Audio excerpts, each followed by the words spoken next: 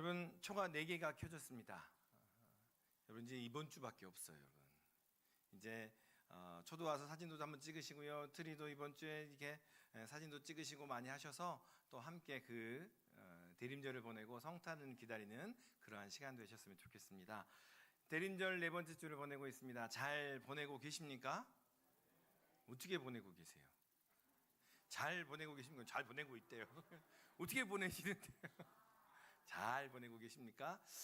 대림절을 우리가 기다리는 때라고 말씀을 드렸습니다. 어떻게 하며 그것을 기다리고 계시느냐라는 거예요. 그냥 성탄절이 오니까 매년 오는 성탄절 기다리고 그냥 소망합니다. 성탄절이면 빨간 날이고요, 쉬고요. 누가 좋아해요? 성탄절은 아이들이 좋아해요. 또 누가 좋아해요? 연인들이 좋아해요. 커플들이. 그리고 나머지는 일이에요, 일. 교회 성탄절 예배 칸타타 한다 그러지, 애들 발표해야 한다 그러지, 그렇죠? 그런데 우리가 이번 성탄절은 함께 기대하고 소망했으면 좋겠어요. 무엇을? 엽서라도 한 장 사서 함께 쓰고 나누면서, 빵이라도 한쪽 사서 함께 나누면서, 이번 성탄절은 우리가 함께 뭔가가 다른 것 같아. 이번 성탄절은 예전과 다르게 함께 우리가 뭔가를 해보자라는 그러한 시간이 되면 좋겠습니다. 성탄절을 맞이하면서 우리 안에 참 평화가 임하기를 소망합니다. 성탄절을 맞이하면서 우리의 삶에 막힌 것들이 열리기를 간절히 소망합니다. 이런 이야기가 있어요. 내일 지구가 멸망하더라도 나는 오늘 한 그루의 사과나무를 심겠습니다. 내일 지구가 멸망하더라도 나는 오늘 한 그루의 사과나무를 심겠습니다 라는 말이 있지요. 어떻게 시작됐는지 그 근거는 명확하지가 않아요. 누가 했는지. 우리는 쉽게 스피노자가 했다라고 이야기하는데요, 서양권에서는 마틴 루터, 종교개혁을 했던 마틴 루터가 이야기했다라고 이야기를 해요. 그런데 누가 했는지 명확하지 않지만 그 문헌이 하나가 남아있는데 2차 세계대전 때 직후에 2차 세계대전 직후에 독일에서 절망에 빠진 사람들이 2차 세계대전을 통해서 너무 힘들고 무너지고 쓰러진 절망에 빠진 사람들을 향해서 희망을 주기 위해서 이 말이 사용되기 시작했다는 거예요. 정말 삶이 캄캄하고 전쟁통에 완전히 무너져 버린 사람들을 향하여 세상이 멸망하더라도 오늘 한 그루의 사과나무를 심으며 그 소망을 이어갑시다. 우리가 함께 그렇게 이야기하더라라는 거예요. 통제할 수 없는 절망적인 상황이 닥쳐도 나는 하루하루 소망을 가지고 하루하루 희망을 가지고 살아가겠습니다 라는 그러한 의미겠지요. 하나님께서 우리에게 주신 소망을 붙들고 그 소망을 가지고 함께 살아가 보겠습니다 라는 이야기일 것입니다. 여러분은 예수님의 성탄을 기다리며 무엇을 하고 계십니까? 올해는 여러 가지로 분주해서 교회에서 놓치긴 했는데요, 이후에는 교회에서 이런 절기들이 되면 함께 할 수 있는 것들을 먼저 만들어서 여러분과 함께하고 제시하도록 하겠습니다. 성탄을 기다리며 무엇을 하고 계십니까? 대림절이 긴 기간인데 뭐를 한번 해보셨어요? 특별히 해보신 게 있으세요? 이런 이야기가 있습니다. 한 성도님께서 매일매일 눈물로 기도하시더래요. 매일매일 눈물로 간절하게 새벽마다 저녁마다 와서 기도를 간절히 하시는데 무슨 기도를 하냐면, 하나님 제발 로또 1등 당첨되게 해주세요. 새벽에는 눈물로, 저녁에는 간절하게 주님 제발 로또 1등 당첨되게 해주세요. 당첨되기만 하면 선경금도 하고 건축원금도 하고 이 봉사도 하고 저 봉사도 하고 계속 기도를 하시는 겁니다. 그런데 아무리 기도하고 애가 타게 기도하고 그냥 속이 뒤집어져라 기도를 해도 아무 반응이 없는 거예요. 하나님이 아무 말씀이 없으신 거예요. 그래서 이 사람이 기도하다 진짜 하나님을 원망합니다. 하나님을 원망하며 또 기도하러 갔더니 이제서야 하나님께서 말씀하세요. 뭐라고 말씀하시냐면, 제발 복권이라도 한 장 사고 기도해라. 제발 1등 당첨되게만 해달라고 하지 말고 복권이라도 한 장 사면서 기도해라. 여러분, 이 말 듣고 사란 얘기가 아닙니다. 복권 사세요 이 말이 아니에요, 여러분. 개인의 상황, 나라의 상황, 또 경제 상황들이 그렇게 녹록하지는 않습니다. 그렇죠? 그럼에도 불구하고 하나님께서는 계속 우리에게 말씀하세요. 한 그루의 사과나무를 심읍시다. 하나님께서 우리에게 주신 소망, 하나님께서 우리의 마음 가운데 새겨놓으신 그 소망을 가지고 하루하루 순간순간 한번 살아가 봅시다 라고 이야기를 하고 계신다라는 거예요. 그 사과나무를 심고 함께 키워나가 보자 라는 이야기를 하고 있는 겁니다. 이제 성탄절까지 며칠 남지 않았습니다. 이전과는 다른 성탄절이 되기를 원하신다면 오늘 돌아가실 때 빵집을 들리세요.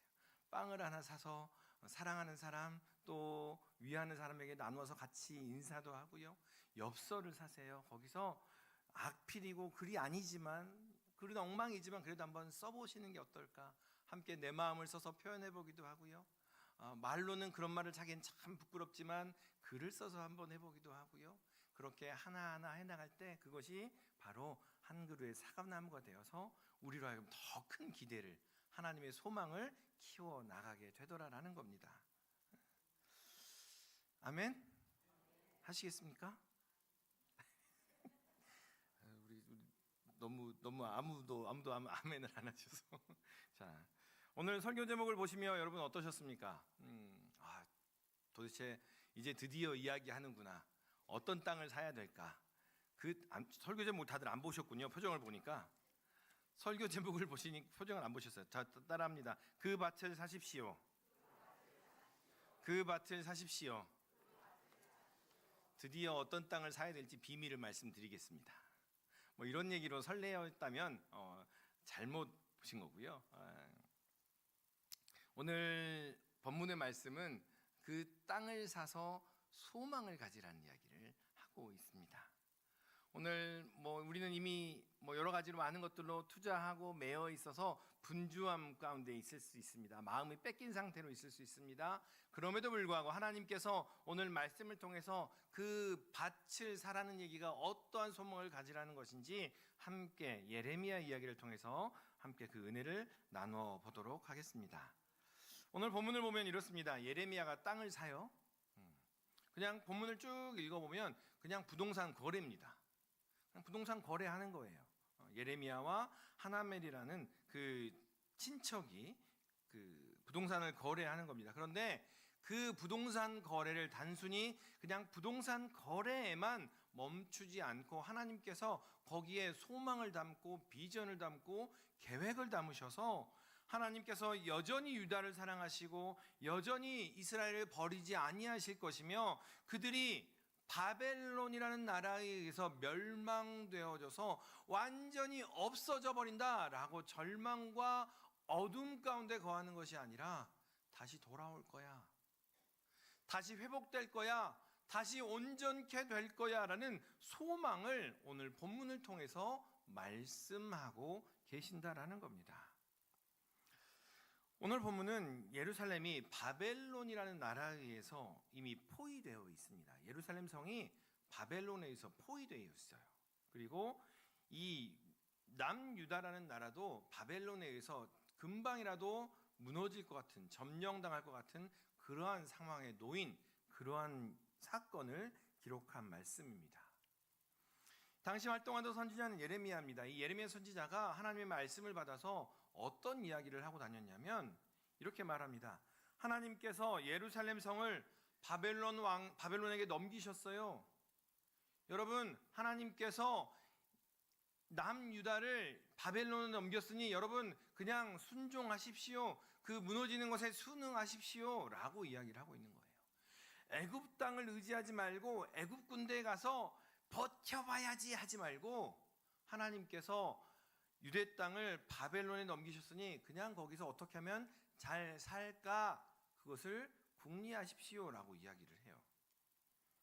여러분, 아무리 초가 삼간 사면 초가여도 누가 직접 그렇게 이야기하면 기분이 좋을까요? 안 좋을까요? 안 좋아요. 내가 정말 그러한 상황에 처해 있어도 누가 그렇게 이야기하면 정말 우리는 부해가 날 거예요. 승이 날 거예요. 그런데 예레미야가 그렇게 이야기합니다. 더 나아가서 예레미야가 무슨 얘기를 하냐면 유다 왕 시드기야는 바벨론으로 끌려가서 거기서 죽임을 당할 겁니다. 유다 왕 시드기야는 바벨론으로 끌려가게 될 겁니다. 거기서 끌려가서 죽임을 당하게 될 거예요. 처참한 이야기만 계속해서 예레미야가 이야기하니 이 시드기야 왕이 참지 못해서 이 예레미야를 옥에 가두어 버립니다. 그렇게 예레미야가 옥에 갇혀 있는데 그때 하나님께서 이 예레미야에게 임하셔서 말씀을 하세요.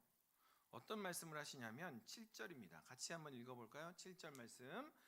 보라, 내 숙부 살룸의 아들 하나멜이 내게 와서 말하기를 너는 아나돗에 있는 내 밭을 사라. 이 기업을 물을 권리가 내게 있느니라 하리라 하시더니. 아멘. 상황이 이렇습니다. 예루살렘 성은 다 포로가 되어 있고요. 완전히 갇혀 있고 당시 조금만 지나면 바로 바벨론이 침략해서 예루살렘은 다 무너질 것 같고, 그때 가져야 될 것은 땅 문서보다는 현찰을 가져야 되고 금과 은을 가져야 될 것 같은데 하나님께서 말씀하시는 거예요. 뭐라고요? 너의 친척이 와서 땅을 팔 거야. 그러면 사. 여러분 사시겠어요? 당장 전쟁이 날 것 같고 당장 어떠한 일이 터질 것 같은데 땅을 사래요. 그런데 놀랍게도 하나님께서 말씀하신 지 몇 날이 못 되어서 뜬금없이 사촌 하나멜이 감옥까지 찾아와서 하나님께서 말씀하신 그대로 이야기합니다. 하나님께서 말씀하신 그대로 말씀하시며 너는 베냐민 땅 아나돗에 있는 나의 밭을 사라. 그리고 기업 상속권이 너에게 있고 기업을 물을 권리가 너에게 있으니 네가 사야 돼 라고 이야기합니다. 이 아나돗이라는 땅은요, 예루살렘에서 딱 3km 떨어져 있는 곳이에요. 다시 말하면 바벨론 사람들이 이미 포위하고 있는 거예요. 다 빼앗을 대로 빼앗아간 땅이 아나돗이라는 땅인 거예요. 예레미야의 고향이기도 한 땅인 거죠. 그런데 왜 이 하나멜은 예레미야에게 땅을 파느냐? 레위기 25장에 보면요, 그 이스라엘 백성이 있어서 땅은 자기의 소유가 아닙니다. 하나님께서 주신 기업이에요. 그래서 우리 지파에게 주신 땅을 다른 지파에게 팔 수가 없어요. 우리 지파에게 주신 땅은 우리 집안에서, 우리 지파 안에서만 사고 팔 수 있게 되어 있습니다. 그래서 땅을 사고 팔 수 있는데 레위기 25장에 보면 어떻게 되면요, 제일 먼저는 가장 가까운 친척에게 물어봐야 되는 거예요. 내 땅 살래? 네가 사라. 그리고 그 다음 가까운 친척에게, 그 다음 가까운 친척에게 다 물어보고 난 다음에 아무도 사지 않으면 그리고 우리 집안 사람 아닌 사람들에게 팔 수가 있게 된다라는 거죠. 그래서 하나멜은 이 친척, 제일 가까운 친척인 예레미야에게 와서 내 땅 사줘라고 이야기를 한 겁니다. 그런데 이 상황이 어떤 상황인지 말씀을 드렸어요. 이미 포위가 되어 있고 당장이라도 전쟁이 날 것 같고, 지금 이 상황에는 차라리 금과 은과 현찰이 필요한 거지 땅 문서는 필요 없는 거예요. 그런데요, 이 예레미야가 그 땅을 삽니다. 그냥 줘도, 여러분 우리 말로 후려쳐서 싸게 줘도 살까 말까인데 은 17세겔이라는 커다란 돈을 주고 그 땅을 삽니다. 하나멜의 제안을 받은 예레미야는 즉시로 그 제안을 받아들입니다. 그리고 은 17세겔을 저울에 달아서 정확하게 지불하고 매매 계약, 부동산 계약을 하더라라는 거예요. 여러분 상상을 한번 해봤으면 좋겠어요. 서울이 적군에게 완전히 포위가 돼 있는 거예요. 미사일이 날아다니고 적의 탱크가 광화문에 막 다니고 뉴스에서는 이렇게 이야기하는 거예요. 내일이면 서울이 함락되고 국가는 멸망합니다. 그런데 여러분의 사촌이 찾아와서 이야기하는 거예요. 야, 내 땅 사줘. 여러분 사시겠어요? 여러분 사시겠어요? 그런데 예레미야는 이렇게 말하는 거예요. 지금 사봤자 내일이면 폭격마저 사라질 땅인데 등기 권리증이 조각이 될 운명이니까 난 안 살 거야 라는 것이 일반적이잖아요. 그런데 예레미야는 사더라라는 거예요. 여러분 이런 예를 들면 어떨까요? 주식 투자를 하고 있어요. 그런데 어떤 기업이 부도가 확정이 된 거죠. 경영진은 도망갔고 공장은 불타고 내일 아침 9시에 이 주식은 상장 폐지됩니다. 모든 사람들이 주식을 팔아치우고 있어요. 그런데 예레미야는 그 주식을 전량 매수하는 거죠. 그리고 주식 증서를 깊숙이 넣으면서 70년 뒤에 이 회사가 다시 대박 날 거야 라고 그 주식 증서를 담아 놓은 모습이 바로 오늘의 모습이더라는 거예요. 어찌 보면 굉장히 미련해 보이기도 합니다. 왜 그 땅을 사지? 라고 이야기할 수 있습니다. 그런데 이제부터입니다. 예레미야는 계약서를 2장을 만들어요. 한 장은 똘똘똘똘 말아서 봉인하여서 아무도 볼 수 없게 봉인을 해놓고요. 한 장은 펼쳐서 길을 가던 누구도 볼 수 있게 펼쳐 놓습니다. 봉인하지 않고 펼쳐 놓습니다. 그리고 그 계약도 조용히 하지 않아요. 여러분 만약에 여러분이 이 계약을 한다면 어떻게 하겠습니까?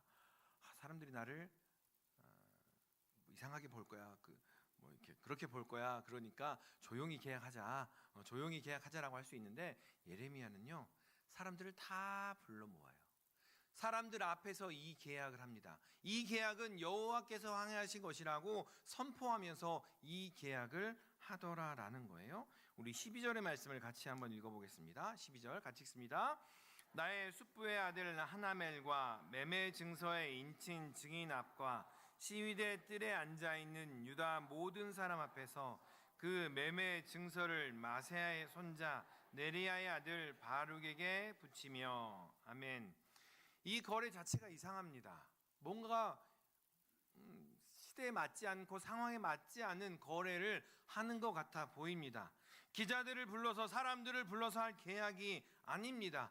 규례대로 하는 겁니다 라고 한다 하여도 사람들은 뒤돌아서 야 예레미야 눈탱이 맞았어 라고 할 그러한 계약인 거예요. 네. 그런데 예레미야는 오히려 사람들을 불러 모아요.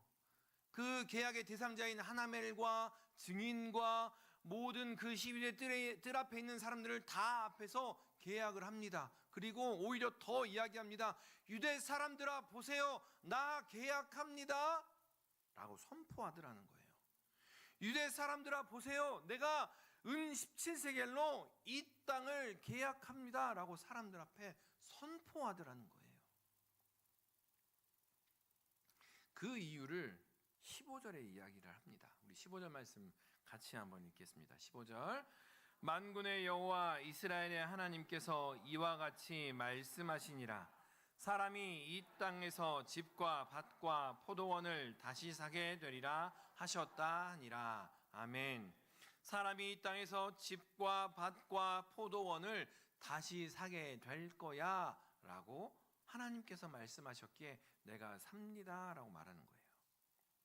예레미야는 하나님께서 왜 그 땅을 사라고 하셨는지 그 이유를 설명합니다. 바벨론에 의해서 예루살렘은 함락되었고요. 수많은 이들이 포로로 잡혀가지만 언젠가는 포로된 이들이 다시 돌아올 거예요. 다시 돌아와서 정상적인 경제활동이 이루어지는 그 날이 다시 올 거예요. 그 날을 기대하며 소망하며 내가 이 땅을 삽니다. 얼마 동안은 어려움을 겪겠지만 성전과 성벽이 재건될 겁니다. 사람들이 농사를 짓기 위해서 밭들을 구입하는 그 날이 다시 올 거예요. 내가 그 날을 기대하며 이 밭을 삽니다. 유다 사람들이여 여호와께서 그렇게 말씀하셨으니 나를 보고 하나님의 은혜를 기억하고 절망하지 마세요 라고 이야기하고 있더라라는 거예요. 예레미야의 말을 쉽게 정리하면 이렇게 말할 수 있습니다. 여러분, 저는 전쟁통에 밭을 샀어요. 예루살렘이 언제 무너질지 모른다고 사람들은 두려워해요. 그런데 여러분 두려워하지 마십시오. 여러분 떨지도 마십시오. 하나님께서 말씀하셨습니다. 이 땅은 분명히 회복될 것입니다. 그러면 이 밭은 꼭 필요하게 될 거예요 라는 마음으로 사람들 앞에 선포하며 그 땅을 샀다라는 겁니다. 예레미야는 절망 가운데 있는 사람들에게 하나님의 소망을 불어넣어 주기 위해서 공개적으로 사람들 앞에서 계약을 했습니다. 여러분, 우리가 대림절을 보내고 있습니다. 성탄절 계속 소망하시지요? 올해 성탄절은 뭔가 다를 것 같아. 올해 성탄절은 뭔가 다른 일이 일어날 거야. 먼저 우리가 선포했으면 좋겠어요. 하나님, 이번 성탄절은 우리 안에 어떠한 일들이 일어났으면 좋겠어요. 하나님, 올해 성탄절에는 하나님의 은혜가 이렇게 임했으면 좋겠어요. 그러한 의미로 우리가 선포하며 어떠한 행동들을 해 나갔으면 좋겠습니다. 엽서를 사기도 하고요. 아니요, 전화해서 오랜만에 사람들과 통화 한번 하기도 하고요. 함께 찾아가서 차를 마시며 커피를 마시며 그렇게 함께 이야기를 나누기도 하고요. 때로는 주위에 있는 절망 가운데 빠진 사람들에게 함께 그 삶을 일으키며 함께 선포하며 나가는 겁니다. 하나님이 나에게 이렇게 기대하게 하셨어. 함께 성탄절을 기다려보자. 예레미야는 절망 가운데 있는 사람들에게 하나님의 소망을 불어넣기 위해서 그 행동들을 공개적으로 하기 시작했습니다.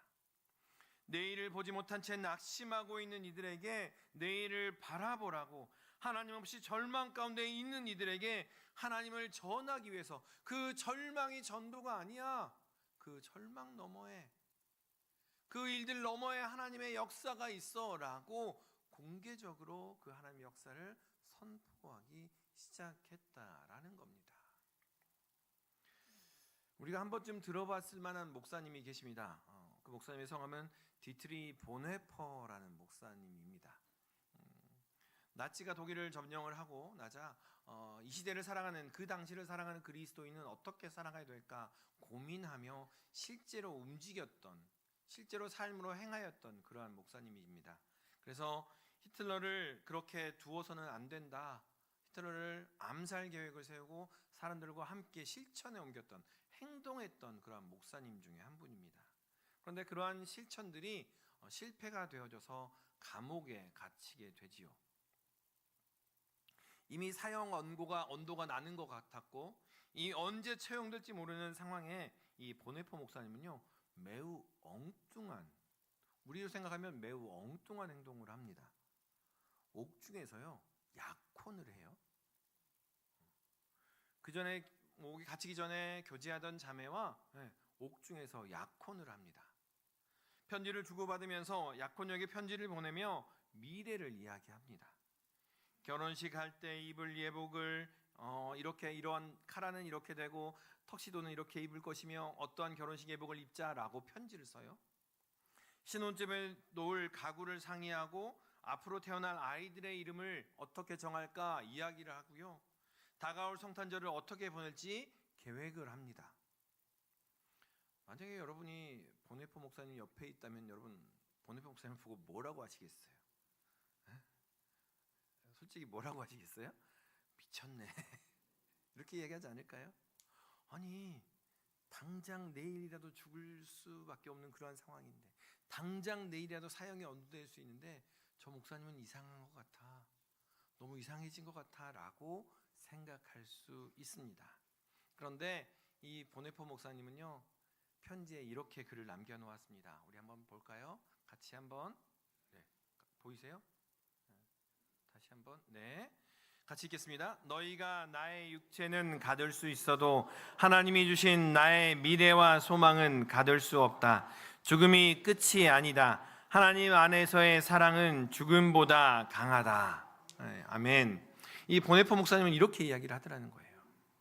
그래요, 내 육신 이거 하나는 없앨 수 있겠지만 하나님께서 나에게 주신 그 소망, 이것을 약혼이라는 표현으로 씨를 뿌려 봅니다 라고 표현하고 있더라라는 거예요. 예레미야가 멸망해가는 나라에서 아나돗의 밭을 사들였듯이 보네퍼는 처형장으로 가는 감옥에서, 그 길목에서 약혼이라는 미래의 씨앗을 심고 있더라라는 겁니다.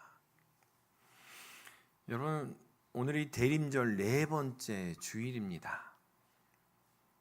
며칠 남지 않은 이 기간 동안 어떠한 씨앗을 뿌려 보시겠습니까? 어떠한 밭을 사 보시겠습니까? 그 밭을 한번 사 보았으면 좋겠습니다. 대림절이, 성탄절이, 아니요 신년이 매번 기대했는데 아무런 도전도, 아무런 역사도 없었어요 라고 그렇게 반복하는 말 말고요, 이제는 그 밭을 사보고 그 씨를 뿌려본 후에 하나님께서 어떠한 역사를 우리 가운데 행하시는지 한번 기대해 보자라는 이야기입니다. 하나님께서는 우리에게 계속 말씀하세요. 그 밭을 사라. 세상 사람들은 비웃을 줄 모르고 세상 사람들은 손가락질할지 모르지만 여호와께서 말씀하셨으니, 여호와의 뜻이 거기 있으니 소망을 가지고 함께 그 밭을 사고 그 씨를 뿌려보자라고 우리에게 말씀하고 계시는 겁니다. 하나님께서는 우리에게 말씀하십니다. 대림절을 잘 보내고 있느냐? 성탄절을 잘 기다리고 있느냐? 어떤 밭을 사고 어떤 씨앗을 심으며 그 절기를 보내고 있느냐라고 반문하고 계시는 것입니다. 먼저는 기억하십시다. 우리 하나님은 선하신 분이십니다. 우리 하나님은 인자하신 분이십니다. 그 우리 하나님은 변함없이 신실하신 그 분이심을 기억하십시다. 그리고 그 언약을 기억하십시다. 하나님은 성령의 약속으로 우리를 봉인하셨습니다. 우리는 진흙 항아리입니다. 때로는 금이 가고요, 더러워지기도 하고요, 깨지기도 하지만 하나님께서는 하나님의 당신의 귀한 보물을 우리 안에 봉인하시고 계약을 완전히 이루셨습니다. 우리가 구원하기 위해서 스스로 해야 할 것은 아무것도 없다라고, 그것을 언약으로 우리에게 말씀하고 계신다는 거예요. 하나님을 기억하고 그 언약을 기억하며 밭을 샀으면 좋겠습니다. 하나님을 기억하고 그 신실하신 하나님을 소망하면서 그 씨앗을 뿌리며 성탄절을 기대하고 신년을 기대하며 나아가는 우리 모두가 되었으면 합니다. 세상적인 투자가 아닌 하나님의 나라의 가치에 투자하는 그러한 삶을 살아가십시다. 세상에만 투자할 것이 아니라 진정 썩지도 않고 좀도 도둑도 들지 않는 그 하나님의 나라에 투자하는 우리 모두가 되시기를 소망합니다. 우리 교회 학교 아이들을 한번 살펴보십시오. 지금 아이들은 예배를 드리게 있겠지요? 또 이 자리에 함께한 우리 세준이도 있습니다. 우리 아이들도 있습니다. 그리고 20대부터 40대까지 청년들과 이제 막 결혼한 가정들이 있습니다. 그들을 위해서 기도하며 밭을 사십시다. 그들을 위해서 기도하며 우리가 씨앗을 뿌려내십시다. 아이들이 함께 뛰놀 수 있는 그 밭을 사고요, 우리의 청년들이 함께 춤추며 뛰며 찬양하며 예배할 수 있는 씨앗을 뿌려냅시다. 그리고 가정에서 식탁을 차리며 우리의 가정의 밭을 사십시다. 온 가족 일주일에 한 번도 함께 식사하기 힘든 시대가 요즘의 시대가 됐어요. 그냥 얼굴 잠깐 보면 다행인 시대가 됐잖아요. 신앙의 대화는 언감생심이고요, 그냥 대화 자체만 했으면 좋겠어요. 그러한 시대가 요즘의 시대가 돼버린 것 같아요. 그런데 가정에서 식탁을 차리며 함께 이날만큼, 이 끼니만큼은, 이 저녁만큼은 우리가 함께 모여서 밥을 먹자. 그러며 그렇게 하며 함께 가정의 밭을 한번 사 보았으면 합니다. 함께 밥을 먹는 것은 평화를 기다리는 예언적인 행동임을 기억하셨으면 좋겠습니다. 그리고 당장 내 코가 석자이고요, 당장 갚아야 할 카드값과 당장 처리해야 될 월세가 대금이 걱정이지만 구제와 우리의 헌금 생활을 다시 회복하는 우리의 밭을 샀으면 좋겠습니다. 작은 물질을 흘려보내는 것, 그 작은 물질을 주님께 드리는 것은요, 그냥 예물을 드리는 것 정도가 멈추지 않습니다. 그것을 흘려보냄으로 말미암아 돈의 논리가, 자본주의가 세상이 나를 지배하지 못하도록 하나님께서 나의 공급자이시며 만물을 주관하시는 분이 바로 여호와임을 선포하는 것이 우리가 함께하는 구제이며 헌금임을 다시 회복함으로 우리가 함께 그 밭을 사는 그러한 은혜가 있기를 소망합니다. 그리고 올 한 해 보이지 않는 식구들이 많습니다. 그들과 함께 만나고 전화하고 그들과 함께 시간을 보내며 함께 식사하고 그들과 함께 마음을 나누며 함께 영혼의 밭을 샀으면 좋겠습니다. 그 영혼의 밭을 사십시다. 그 영혼이 때로는 돌짝 바칠 수 있어요. 그 영혼이 때로는 가시떨기 바칠 수 있어요. 그런데 그 밭을 사서 우리가 함께 일궈 가십시다. 그렇게 할 때 하나님께서는 우리에게 30배, 60배, 100배의 결실을 맺게 하실 것입니다. 바라기는 우리 모두가 한 그루의 사과나무를 심고 그 밭을 사는 행동으로 인하여 다시 회복하게 하실 하나님의 그 은혜를 맛보았으면 좋겠습니다. 예레미야는 그 땅을 샀어요. 그 밭을 샀어요. 사람들은 손가락질하지만 사람들은 비웃지만 그 밭을 샀습니다. 왜요? 여호와의 말씀인 줄 알았으므로라고 이야기합니다. 여호와께서 여러분 이 순간 여러분에게 말씀하십니다. 이 성탄절을 어떻게 기대하며 소망하며 맞이해 볼래라고 말씀하십니다. 오늘 하루 돌아가시며 밭을 사십시다. 씨를 뿌리십시다. 그리고 그 밭과 씨앗이 어떻게 열매를 맺을지 기대하며 성탄절을 맞이하는 우리 모든 믿음의 식구들 되시기를 주님의 이름으로 축원합니다. 기도하겠습니다. 사랑 안에 충만하신 아버지 하나님 감사드립니다. 연약하고 부족하지만 주의 말씀을 의지하여 밭을 사겠습니다. 때로는 불안하고 떨리지만 주의 말씀을 의지하여 씨를 뿌리겠습니다. 주여 함께하여 주시옵소서. 소망하며 기대하며 나아가오니 우리에게 보여주시고 알게 하시고 듣게 하여 주시옵소서. 감사드리며 이 모든 말씀 예수님의 이름으로 기도드리옵나이다. 아멘.